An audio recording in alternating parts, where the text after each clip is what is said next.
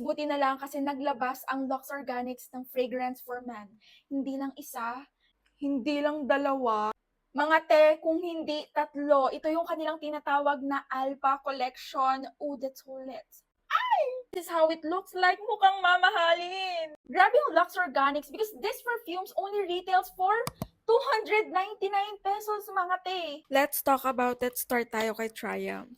Let's just say the packaging is so luxe, may weight siya. For your reference, lalagay ko na lang kayo nilang top, middle, and base notes. Ay, citrusy scent siya, sweet yet masculine. Kung ano yung dupe niya dyan. Next is Chivalry. Kanilang tatlo, ito yung top 1 ko, as in sobrang bango. Yung scent naman nito mga best, citrusy in woody scent siya. Charming, romantic, and gentleman yung jowa mo, go for this. Ito naman yung dupe niya, o diba? Next naman natin is si Anarchy. Mga te, ito naman yung pang second ko, sobrang bango nito, as in. Mga te, itong Anarchy, yung dupe nito is yung endorse ni Johnny Depp. Ay, wow, grabe.